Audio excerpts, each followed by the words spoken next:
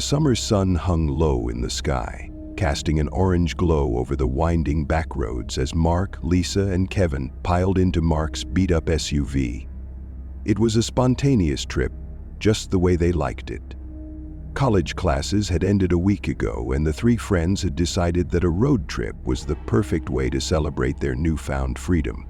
They planned to take the scenic route, avoiding highways and main roads in forgotten towns.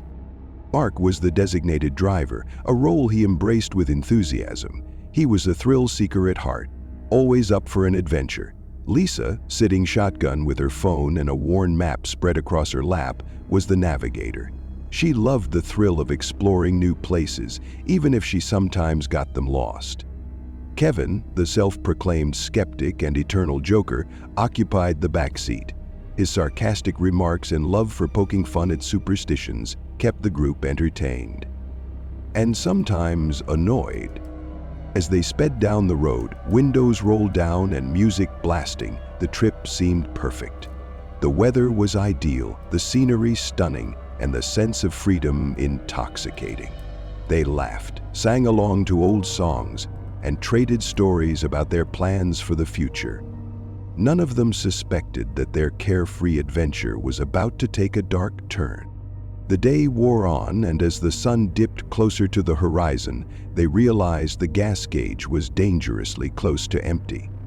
The rest of the mission. "We should have filled up back in that last town," Mark muttered, gripping the wheel tightly. "Lisa, can you find us a gas station?" Lisa squinted at the map on her phone. "There's nothing for miles. Wait." She pointed to a thin gray line snaking through the screen. "There's a shortcut through this forest. It'll save us an hour, and there's a gas station marked at the other end." Kevin leaned forward, peering over her shoulder. "Doesn't that look shady? It's not even marked as a main road." Mark shrugged. "We're out of options. If we keep going this way, we'll be stranded.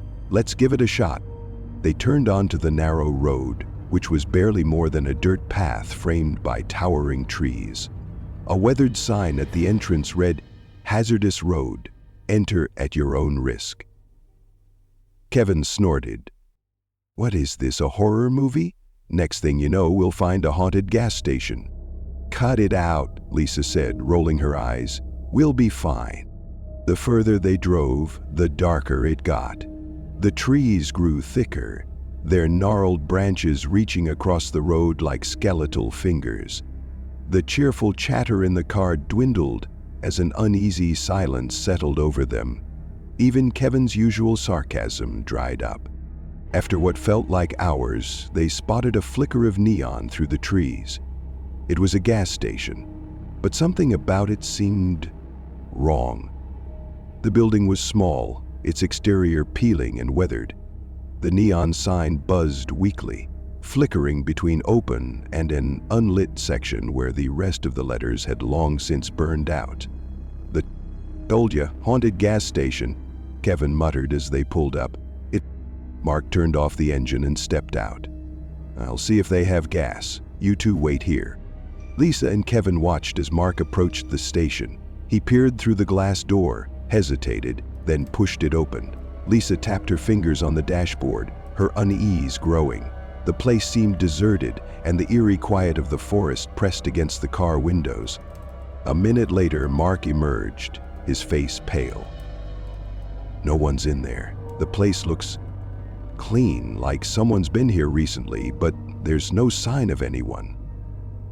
And get this, he held up a small piece of paper. "There's a note on the counter. It says, 'You shouldn't be here.'" Lisa's stomach dropped. "Maybe it's some kind of joke?" Kevin chuckled nervously. "Classic scare tactic. Some locals probably get a kick out of spooking city kids like us." Mark shook his head. "I'm not sticking around to find out. Let's keep going." As they drove away, the unease in the car was palpable. The road twisted and turned, plunging them deeper into the forest. The oppressive darkness seemed to close in, the headlights barely piercing the shadows. Occasionally, they'd pass an abandoned car or a crumbling structure, their appearances fleeting in the dim light. Then they saw her, A woman stood by the roadside, her figure illuminated by the headlights. She wore a long, white dress that billowed slightly in the breeze. Her hair hung over her face, obscuring her features, but she raised a hand, waving for help. Lisa gasped. "We have to stop. She might be hurt." "No way," Mark said, gripping the wheel. "This doesn't feel right." Kevin leaned forward, squinting at the figure. "Come on, Mark. What if she's stranded? You can't just leave her here." Reluctantly, Mark slowed the car and rolled down the window. "Do you need help?" he called out. The truck drove on, clattering down the wide streets. The woman stepped closer, her movements slow and deliberate. Her voice was soft, almost a whisper. "My car broke down. I need a ride to the next town." Lisa opened her door. "Of course. Get in." Mark's eyes darted to Lisa, then back to the woman. "Fine, but just to the next town." At the next town? The woman climbed into the back seat, settling silently behind Mark. Kevin turned to face her, but she avoided his gaze, staring out the window. Her presence filled the car with an icy chill, and no one spoke as they continued down the road. Lisa finally broke the silence. "So, where exactly?" She trailed off as she turned to look at their passenger. The seat was empty. "Where is she?" Kevin whispered, his voice trembling. Mark glanced in the rearview mirror and slammed on the brakes. "She's gone." Look. They all got out, frantically searching the road and surrounding woods. There was no trace of the woman. The only sign she'd been there was a wet patch on the back seat, as though she'd been sitting there in a soaked dress. Lisa's voice trembled. "Let's just get out of here." Mark nodded, his face pale, and they climbed back into the car. As the engine roared to life, Kevin spoke in a low voice. "I swear, I saw her in the mirror just before she disappeared. She smiled at me." The car sped off into the darkness, but the tension in the air was suffocating. None of them spoke as the forest seemed to close in tighter around them, the trees whispering secrets only the wind could hear. As they drove, it became clear something was very wrong. Mark's grip on the steering wheel tightened as he glanced at the dashboard. "The gas gauge isn't moving. We've been driving for miles, but it still says empty." Lisa checked her phone. "There's no signal. Nothing on the map is matching up either. It's like this road doesn't exist." "Great," Kevin muttered. "We're stuck in the twilight zone." The tension grew as they passed the same landmarks they'd seen earlier. The abandoned gas station, a rusted-out car, and a crooked sign pointing to nowhere. It was as if they were driving in circles. Mark slammed the brakes, bringing the car to a screeching halt. "This is impossible. We've been driving straight." Lisa's voice wavered. "Maybe we should turn around, go back to the highway." "And how do we do that when nothing makes sense?" Mark snapped, his frustration boiling over. Kevin pointed to the road ahead. "Look, there's a light up there. Maybe it's a house or something." Reluctantly, Mark started driving again. The light grew brighter, and soon they saw a small cabin nestled in the woods. Its windows glowed warmly, and smoke curled lazily from the chimney. It looked out of place, almost inviting, but something about it made their skin crawl. They parked in front of the cabin and Mark killed the engine. The three of them sat in silence, staring at the building. "We don't have a choice," Lisa said finally. "We need help." Mark nodded reluctantly and stepped out of the car. Lisa and Kevin followed, their footsteps crunching on the gravel path. As they approached the door, it creaked open on its own. Inside, the cabin was cozy but eerily quiet. A fire crackled in the hearth and the walls were lined with photographs. Lisa stepped closer to examine them and gasped. "What is it?" Mark asked, joining her. The photos were of people, their expressions frozen in terror. One image caught their attention, a Polaroid of the three of them, sitting in their car, taken from the back seat.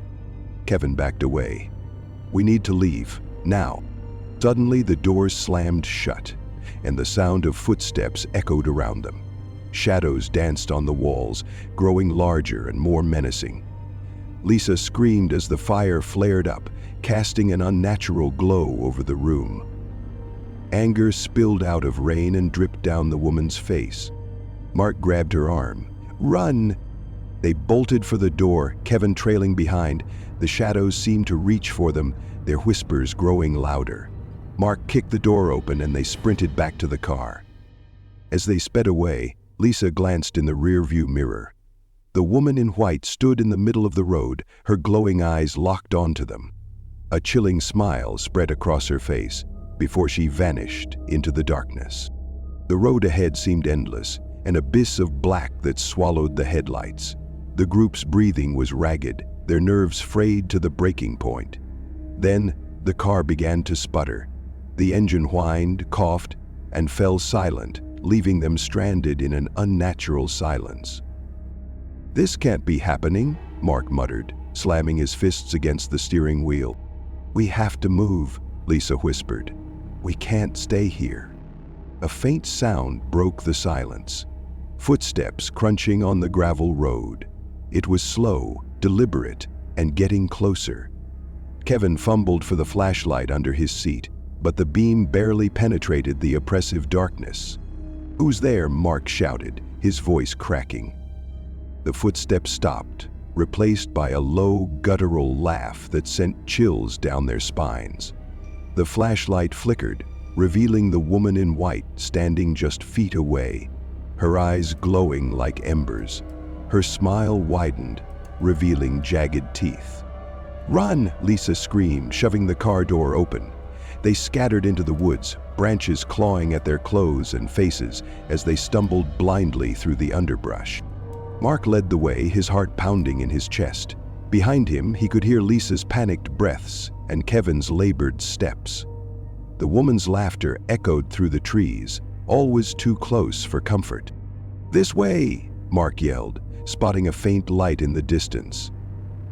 They burst into a clearing and saw another road, this one paved and lined with streetlights.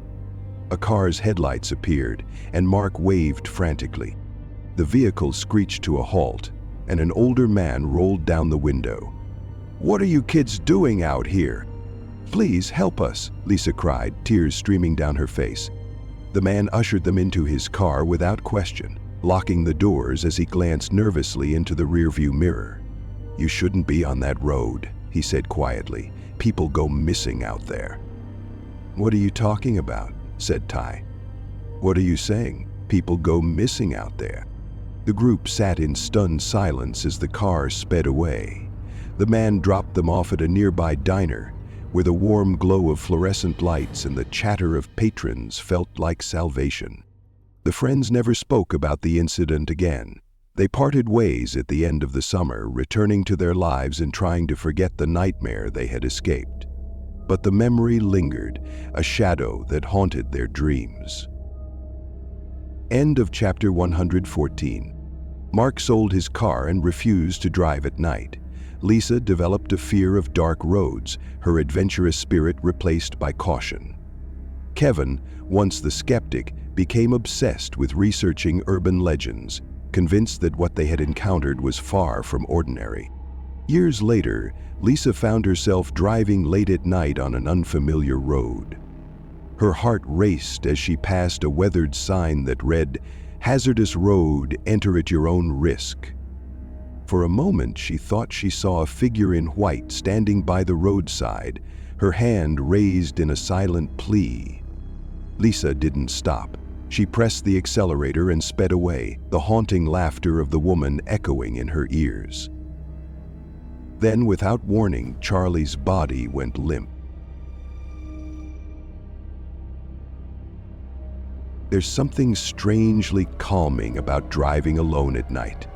The world feels quieter, the roads are emptier, and it's just you, the hum of the engine and the rhythmic flicker of the road lines beneath your headlights.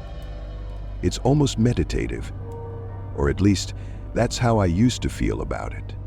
I've always loved solo drives, especially through the countryside. There's a peace in the isolation, away from the chaos of daily life. But after what happened to me one night last fall, I've come to realize that isolation isn't always peaceful. Sometimes it's terrifying. The area I drove through that night was one I knew well. It was a stretch of rural highway winding through thick, shadowy woods, the kind of road where cell reception was patchy at best, and you could go miles without seeing another car. Local legends claimed the woods were haunted, but I'd always dismissed those stories as small-town folklore. People talked about mysterious disappearances and strange sightings, but I'd never seen anything myself. Until that night.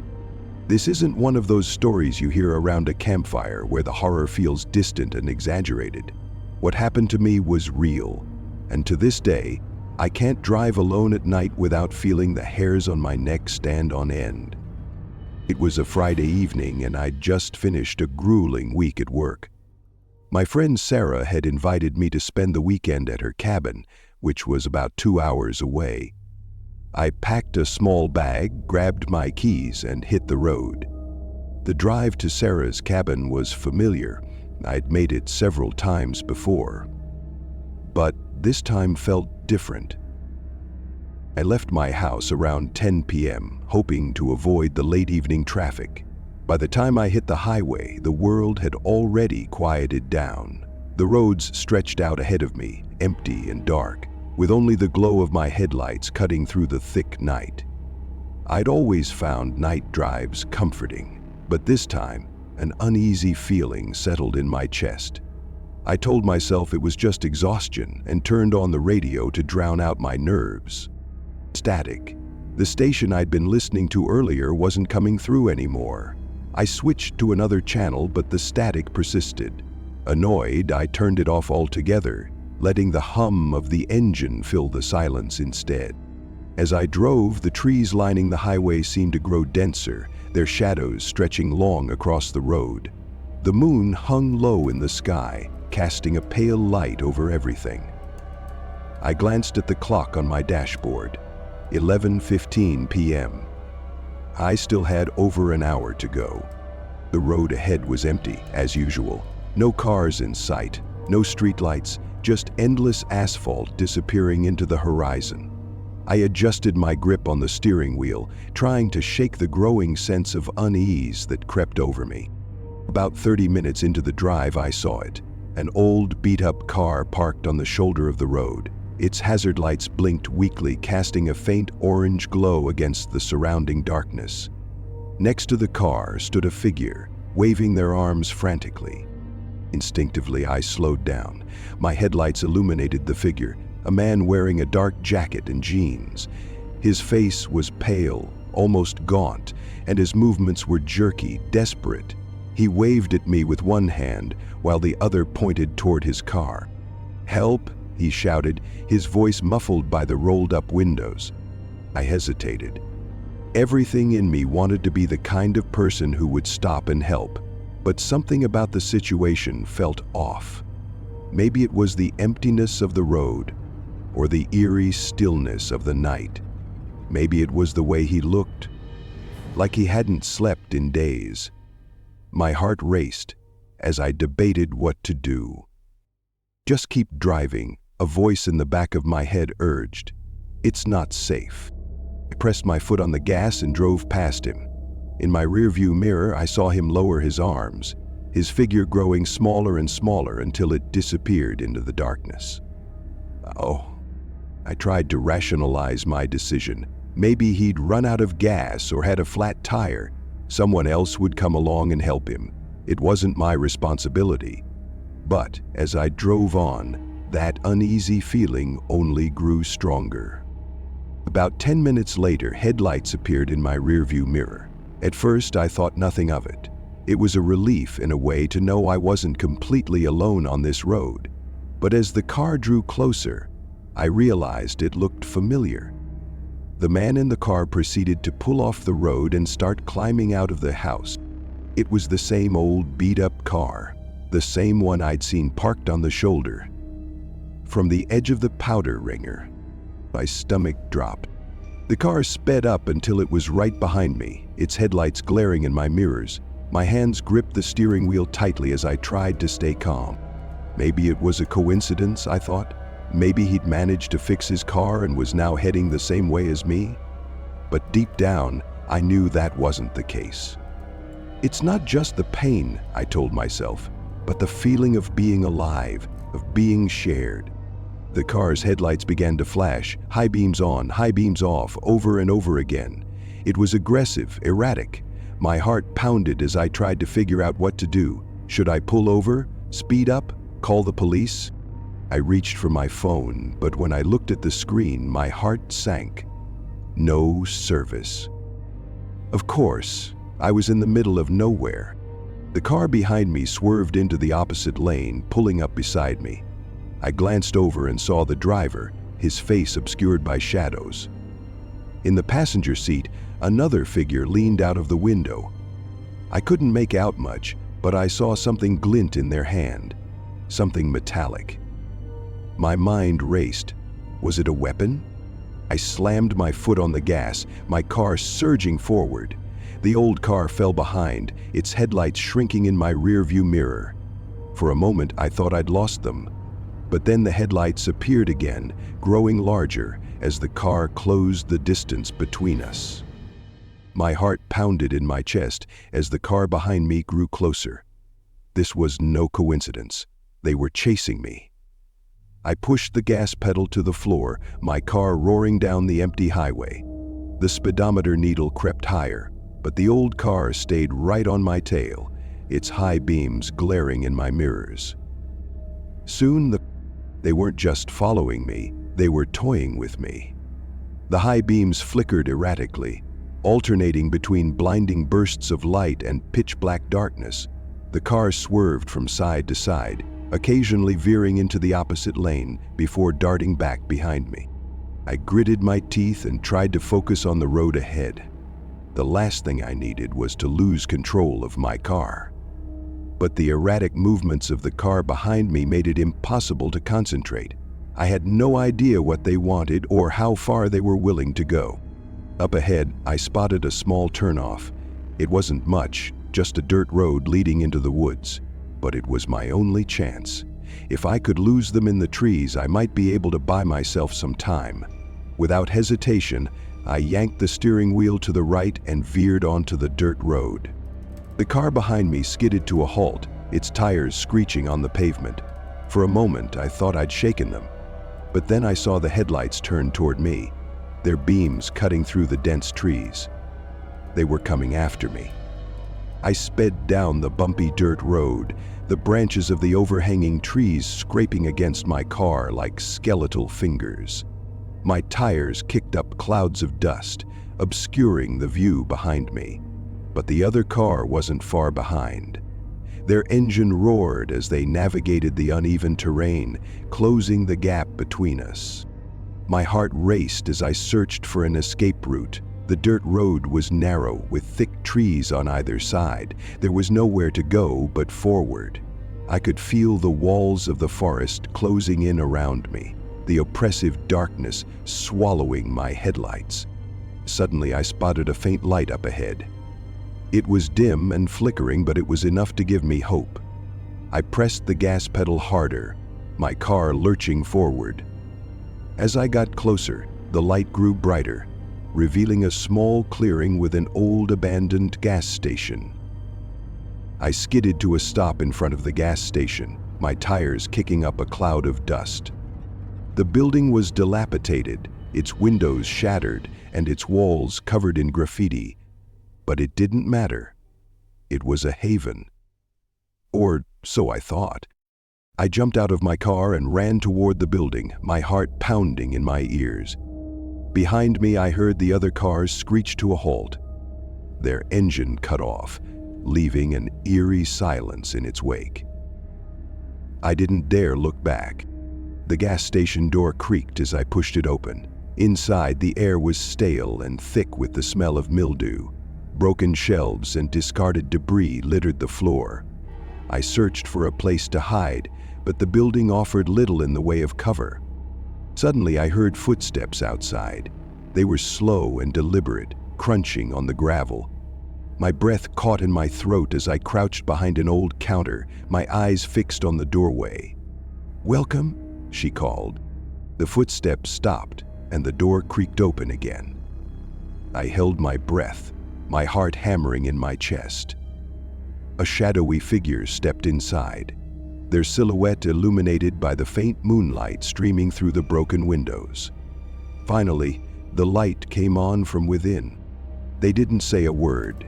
Instead, they began to move through the gas station, their movements deliberate and unhurried. I pressed myself against the counter, willing myself to be invisible. Exercise. Then I heard it, the sound of my car door slamming. My blood ran cold as I realized there was someone else outside. They were searching my car. I glanced around the room, desperate for an escape. My eyes landed on a small back door, partially obscured by debris. It was my only chance. I waited until the figure inside moved further into the gas station, their back turned to me. Then I made my move. I darted toward the back door, my footsteps as silent as I could manage on the debris-strewn floor. The door creaked as I pushed it open, but I didn't stop. I bolted into the woods behind the gas station, the branches tearing at my clothes and skin. Behind me, I heard shouting and the sound of footsteps giving chase. I ran as fast as I could, my lungs burning and my legs screaming in protest. The darkness was disorienting, but I didn't dare stop to get my bearings. I could hear them behind me, their voices growing louder. Just when I thought I couldn't run any further, I saw a faint light in the distance. It was a road, a real road. With a surge of adrenaline, I pushed myself forward, bursting out of the woods and onto the pavement. A pair of headlights appeared in the distance, growing brighter as they approached. I stumbled into the middle of the road, waving my arms frantically. The car screeched to a stop, and the driver jumped out. "Are you okay?" they asked, their voice filled with concern. I couldn't speak. I just pointed toward the woods, my chest heaving as I struggled to catch my breath. The driver helped me into their car and called the police. By the time the authorities arrived, the figures from the gas station were gone. They searched the area but found no trace of the old car or its occupants. As the police questioned me, one of the officers noticed something on my car. Muddy handprints were smeared across the rear windshield, their shape distorted and eerie. It was a chilling reminder of how close I'd come to something unthinkable. To this day, I don't know who they were or what they wanted, but I've never driven alone at night again. And every time I get into my car, I make sure to check the back seat first. The road stretched out ahead of us like an endless ribbon, winding through the vast expanse of the countryside. The sun had just dipped below the horizon, leaving behind a canvas of deep oranges and purples that quickly faded into the inky darkness of night. The headlights of our old sedan illuminated the road, casting a faint glow on the cracked asphalt. There was something strangely calming about the long stretch of road before us. The world seemed so still out here, as though the road itself was a portal to a time when things were simpler, before the digital age and the distractions of modern life. It was just us and the open highway. It had been months of planning, countless hours spent arguing over the details of the route, the music playlist, and what snacks to bring. A road trip, an escape from the mundane grind of our daily lives. We were a group of 5 close friends: me, Sarah, Jake, Kyle, and Lily. The kind of friends who had known each other since high school, who had experienced everything together, from the awkwardness of puberty to the pain of heartbreak. The road trip was supposed to be a celebration, a break from the chaos of adulthood. But it was also something more, a chance to reconnect with the world around us and with each other. A trip to the farewell paradise was beyond our means. "Next gas station in 20 miles, Kyle said from the back seat, tapping on his phone. "So we should probably stop soon." Um, yeah, but no more weird stops like last time, Sarah shot back, her voice teasing. I'm not stopping at any more sketchy diners with suspicious homemade pies. I still can't believe that woman tried to sell us a pie with no name. Lily, sitting beside Sarah, laughed. That was honestly the weirdest thing I've ever experienced. It was like something out of a horror movie. I chuckled, keeping my eyes on the road. There was something comforting about our banter, about the way we all knew each other so well that our jokes and shared memories seemed to fill the silence effortlessly.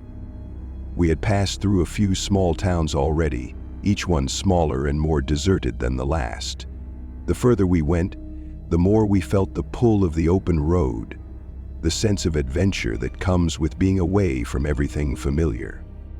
As the miles rolled by, I felt a sense of freedom wash over me. The world was so big and we were small, just 5 people in a car. But for the first time in a long time, it felt like we were exactly where we needed to be. The trees along the road seemed to grow taller as the night wore on, their dark silhouettes forming an eerie, almost oppressive canopy above us. The only sounds now were the hum of the engine and the soft conversation between Jake and Kyle in the back seat. They were talking about the next stop, a small town we were aiming to reach before calling it a night. We hadn't planned on staying there for long, just enough to grab a quick meal and maybe explore the place a little before moving on to the next leg of the journey. But there was something unsettling about the stillness of the night. It was too quiet. I tried to shake off the feeling, blaming it on fatigue from the long drive. The road was empty. No other cars. No sign of life. Only the occasional flash of deer eyes reflecting in the headlights, making the dark trees seem even more alive than they really were. We're almost there, I said, my voice trying to sound casual, but I couldn't ignore the faint tightening in my chest. Her nodded. Right there. Great, Sarah replied. I could use a break. There was a pause, and then Jake leaned forward from the back seat. You guys feel that? It's weirdly, peaceful out here. Too peaceful, right? Yeah, I admitted. It feels like we're the only ones on this road, like it's just us. Lily looked out of the window. I don't know if it's creepy or comforting, like it's just us and the road, no distractions. But the silence is kind of unnerving. Sarah's laugh broke the tension. We're all just overthinking it. It's late and we're all a little tired. Let's just get to the town, grab a bite, and we'll be good. But something about the silence in the car had already taken root in my mind. Something wasn't right. It was time for me to dive into the present. The first sign that something was off came when we passed a strange roadside sign. I hadn't seen it at first, but Jake pointed it out from the back seat, his voice laced with curiosity. I swear I saw it. Did you see that? He asked. I frowned, glancing back at the rearview mirror. What? There was a sign back there, he said, leaning closer to the front. It was kind of out of place. With a out of place? Kyle asked, raising an eyebrow. Like it was old or faded, it didn't look like it belonged. I furrowed my brow. What did it say? Jake paused. It was hard to make out. Something about a detour, I think. But the sign was all cracked and covered in vines. It looked like it had been there forever. As he stared longer, he saw a strange creature sitting on the sidewalk. It had long handles and scrawled on its side with pink ink, "Controlled distraction, maintain competition." I wasn't sure what to think about that. It could have been just an old sign from a long-forgotten detour, but the way Jake said it left me uneasy. We're fine, Sarah reassured, trying to lighten the mood. We've got a GPS, no weird detours. I nodded, but my gaze lingered on the rearview mirror for a moment longer, my unease growing. The road had taken on a different atmosphere now. The night seemed deeper, heavier. The shadows in the woods beside us had grown darker, and the air felt thick. "Whatever," I muttered, trying to push it from my mind.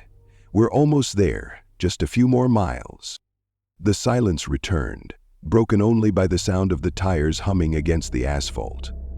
But it wasn't the same silence as before.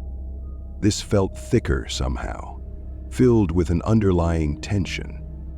I noticed Sarah shifting uncomfortably in her seat, her fingers tapping restlessly on her phone. Billy leaned forward, glancing out the window. "Hey, do you guys see that?" I followed her gaze, but the only thing I could see was a pair of headlights from a car far behind us, distant and small.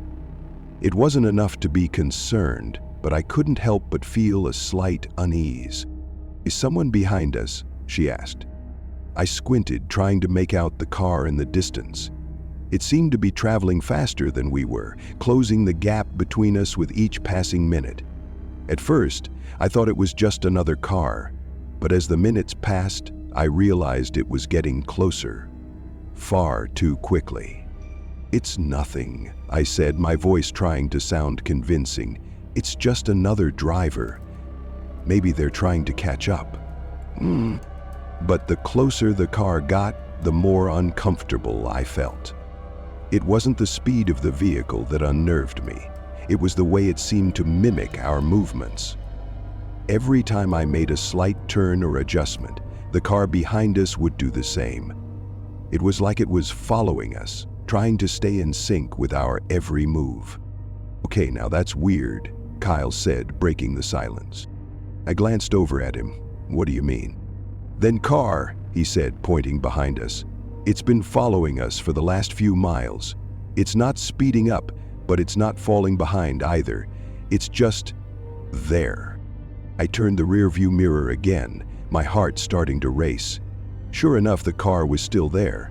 A set of headlights, two yellow orbs in the darkness, never more than a few hundred yards behind us.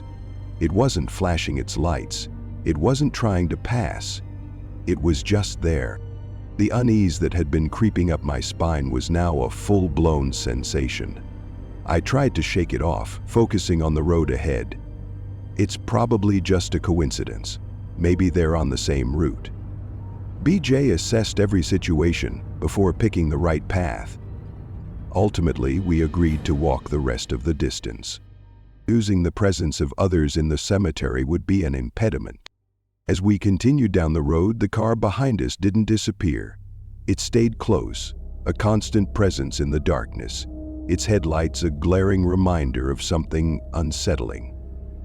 I could feel my hands tighten on the wheel, and I could tell that the others were starting to notice it too. The silence in the car was heavy now, the kind of silence that makes you feel like you're not alone, even though you are. "Okay, this is getting ridiculous," Jake said from the back. "We need to pull over. I'm starting to get freaked out." "No," I replied quickly, my voice a little sharper than I intended. "We're fine. We'll reach the next town soon." But the more I tried to convince myself, the more I realized it wasn't just about the car anymore. It was the way everything felt. The air was thick with tension. The road seemed too empty, and every mile felt like we were venturing deeper into something unknown. "Maybe we should just stop," Sarah suggested, her voice tentative. "Get out, stretch our legs, see if it's just us overthinking this." But before I could answer, the car behind us did something that made my blood run cold.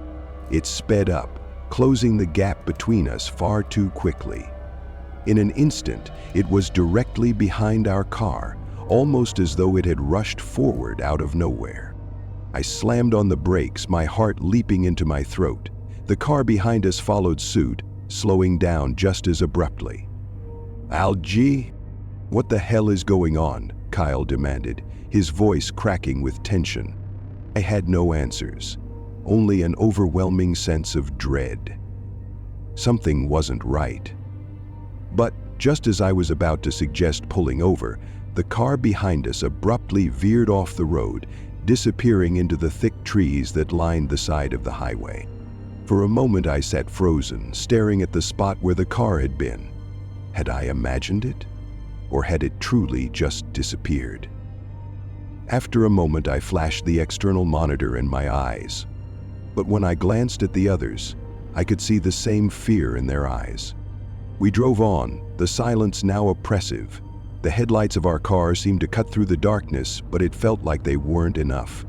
The road ahead seemed endless, stretching out into the void, and I couldn't shake the sense that we were being watched. The odd thing was, there was no car behind us anymore, no headlights in the distance, just an empty road. But something about that empty road felt wrong. My hands were slick with sweat on the steering wheel. Every few seconds I'd glance at the rearview mirror, half expecting to see the same car we had seen earlier. But there was nothing, just the darkness behind us. "Maybe we should stop and check out the next town," Sarah said, her voice nervous. "I don't know, something doesn't feel right." "I know," I muttered, my voice tight. I felt it too. "But the next town is only a few miles away, right? We just need to get there." Lily was fidgeting in her seat beside Sarah. "I'm not sure what's worse, the fact that that car was following us, or that it's just gone now." I nodded, my throat dry. "I know. I'm not sure which one's worse either." It wasn't long before the road started to change. The trees that once lined the highway now began to grow thicker, their branches twisting overhead like skeletal fingers reaching for the sky. The air grew heavier, and the temperature seemed to drop several degrees. 11:47 p.m. "That's odd," Jake said, his voice strained.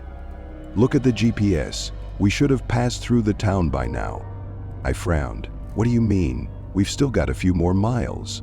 She smiled. "No," he said, his tone suddenly sharp. "The map is frozen. It's not moving. We should have been there already." "Maybe it's just a glitch," I said, trying to remain calm. "We've all had it happen before." But as I looked out the window, my stomach dropped. The trees seemed to stretch endlessly into the darkness, forming a tunnel of twisted branches. There were no signs of any town, no lights in the distance. The road was still the same, empty, desolate, as if we were driving through an endless void. I hit the brakes. The car shuddered to a stop. "This isn't right," I said, my voice barely above a whisper. "Pull over," Sarah urged. "We need to figure this out." I had no choice but to obey. I turned off the engine and threw the car into park. The headlights dimmed, and we were left in complete darkness, save for the faint glow of the dashboard. We glowed together in the cool light of the living room, almost believing our eyes were magically lit. I opened the door, stepping out onto the gravel of the shoulder. The air was cold, far colder than it should have been for that time of year. I could see my breath misting in the air. The road was eerily silent, save for the occasional rustling of the wind through the trees. We were in the middle of nowhere. "Okay, I'll check the map," Jake said, pulling out his phone. But as he did, the light from his phone flickered, then died completely. He cursed under his breath and tried to turn it back on. "What the hell?" Lily said, her voice tight with panic. "We're in the middle of nowhere with no signal, no GPS, no way to know where we are." "Don't worry." I swallowed hard, my mind raced. "Let's just get back in the car. Keep driving. We'll find something, a town, a sign, anything." But before anyone could respond, we heard something. It was faint at first, just a low, distant rumbling. At first, I thought it was the sound of thunder, but the sky was clear, and the sound grew louder, sharper. It was a car, and it was coming fast. "Get in the car," I snapped, panic rising in my chest. We scrambled back into the sedan, slamming the doors behind us. I started the engine and peeled out onto the road, my hands trembling as I gripped the wheel. The car behind us was coming fast, its headlights blinding in the rearview mirror.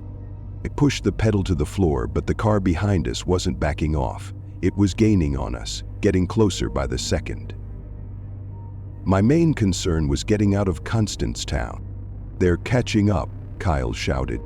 "Why are they following us?" Lily cried. I didn't have an answer, but as I glanced back at the car, I saw something that made my blood run cold. The car wasn't a normal car. It was old, battered, like it had been through years of wear and tear. The headlights were too bright, and the body of the car seemed to shift in the shadows, like it was moving independently of the road.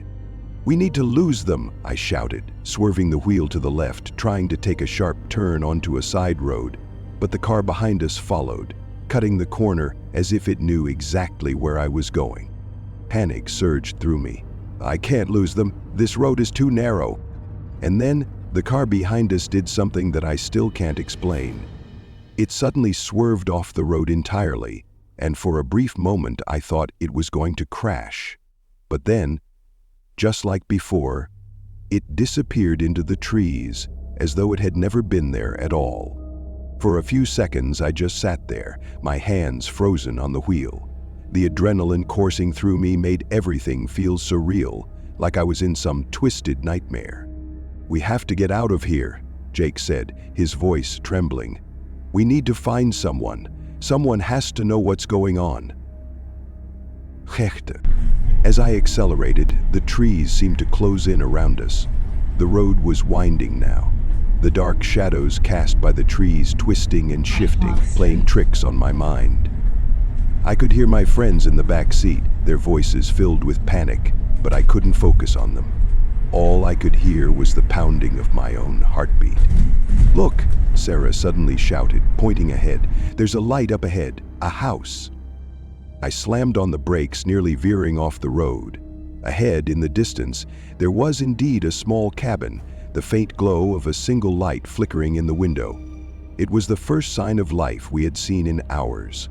"Let's go check it out," Lily urged. "Maybe they'll have a phone or—" But before she could finish, I saw something that made my stomach lurch.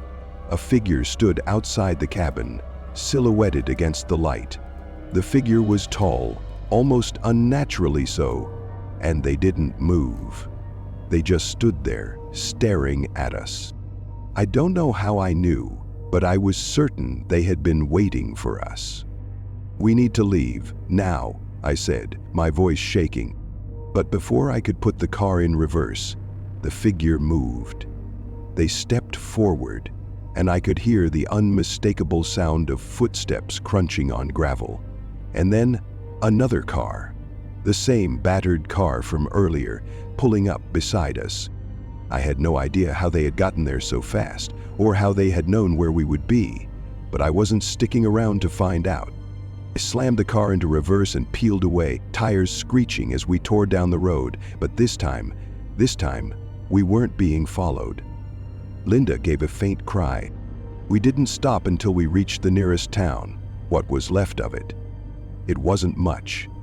A few crumbling buildings, an old gas station with boarded-up windows, and the skeletal remains of what used to be a lively community. But there were people here.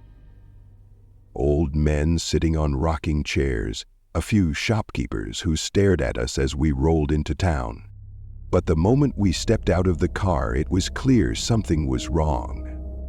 The town was empty. No children playing in the streets, no bustling shops, just old faces, too still, too silent. And as we made our way down the street, a chill ran down my spine. One of the old men nodded at us as we passed by. "You shouldn't have come here," he said softly. "You shouldn't be here." My blood ran cold. "What do you mean?" I asked, my voice shaking. He didn't answer.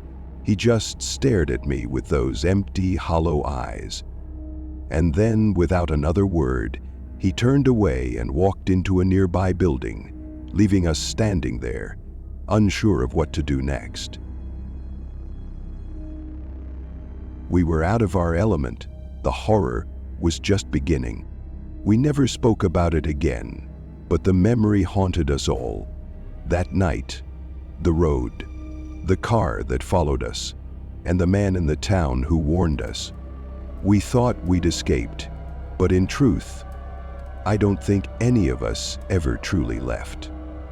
Suffice to say, we did. Kevin and I met up again back in Northampton, in between trials. We couldn't forget the eyes of the man in the town. We couldn't forget the feeling of being watched, followed. To this day, I still wonder what we stumbled into.